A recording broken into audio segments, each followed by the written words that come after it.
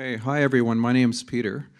Since 2012, I've been doing documentary work in Wood Lane Village, an informal settlement in Pretoria. The settlement is home to 3,000 people living in 846 shacks.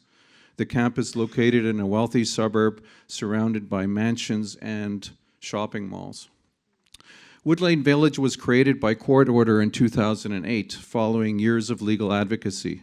The neighboring homeowners and businesses oppose the camp and have pushed for its removal. The village is a microcosm for the tension South Africa is experiencing around land, migration, and the growing gap between the rich and the poor. Most of the residents in the settlement are economic and political migrants from Zimbabwe, Mozambique, Lesotho, and South Africa. Prior to gaining legal protection, they were brutalized by police and security forces. Shacks were destroyed, the field was set on fire, and people were shot. I was initially drawn to Wood Lane Village because of its social justice context. I wanted to understand how people experience home and belonging in a place where they're not welcome. I also wanted to come to terms with my own story to reestablish a relationship with the country of my birth. For the first 2 years, I focused exclusively on building rapport and collecting stories. With informed consent, I recorded and transcribed hundreds of hours of conversations. Through this process, I met and befriended Donald Bunda, who was a community leader and a local tailor. Our relationship developed as I sat with him while he fixed clothing.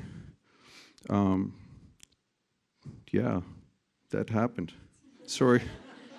Anyways, Donald confided to me earlier in his days that he wanted to have his story told, but he didn't have the means to do it. So our collaboration really became a vehicle for his voice. And the images that I'm sharing with you here today are part of a book that will be released in June that feature his story and his images. The portraits and the scenes of everyday life provide an intimate view of Donald's world. And Donald's story is very much the beating heart of the book. His narrative personifies my homeland, a place of promise and heartache, a place of perseverance and faith, a place where personal histories reveal complex social truths. 25 years after apartheid, South Africa is still one of the most unequal nations in the world. Growing income disparities and violence have frayed the social fabric. As Donald says, life has changed. We were good neighbors once, but bit by bit this spirit has eroded. Donald has a bittersweet view of the village, calling it a community and a no man's land. As he says, we ran out here to make a life. I mean, there's no place like home, but if home no longer feels like home, then we're lost. We're a lost generation. South Africa is a land of mind-bending contrasts that are often revealed in the most mundane of details. Take, for example, Donald's bedroom, where a wedding picture hangs next to a poster depicting the Phil Collins and the song, Another Day in Paradise. These contradictions fuel the beautiful messiness and unpredictability of South Africa. As Donald says, life is a compendium of wonders. It's this mixed thing. It keeps on rolling. You think you know it all, and then you get to the other side, and you find that it's something else. South Africa is a place that reveals our capacity for both harmony and conflict. I've always admired Donald's ability to hold things in perspective. As he says, generations come and generations go, but the world remains the same. People are always fighting, and then they go and make peace again. As he frequently reminds me, there's a time for everything. Time for sewing, time for tearing things apart, time for crying, time for being happy, time for war, time for peace. All of these things are not a mistake. They are bound to be here because they are here. Over the past 7 years, I've had the privilege of witnessing the fullness of Donald's life and the many ways in which he negotiates home and belonging. His world is much bigger than the day-to-day struggles of the squatter camp. His universe extends far beyond the informal settlement.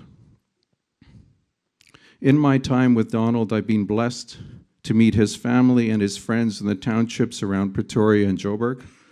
In fact, I think I only really got to know Donald when we escaped the confines of the settlement to visit the other places he calls home. Since then, our lives have become interwoven, and through our shared experiences, we've fashioned an endearing friendship. Meeting Donald represents a significant turning point in my personal history with South Africa. In the context of our relationship, I've gained a sense of belonging that transcends the complications of history and race. Over the past 7 years, we have grieved the losses of loved ones together and celebrated new unions. When I married in 2014, I took Rachel to meet Donald, and he joined us on our honeymoon. In 2015, I was a signatory to Donald's marriage to Rose. Our journey is a testament to the changes that are possible when we walk alongside others, when we cross the threshold between us and them. As Donald shared with me, there's a story in our story, alluding to how our friendship defies the racial legacy of our homeland. Our story continues to unfold. In 2017, I helped Donald and Rose secure a foothold in Solomon Mklongo Village, another community where they've established a new home. Who knows where this will take us next? As Donald has taught me, we walk by faith, not by sight. Thank you.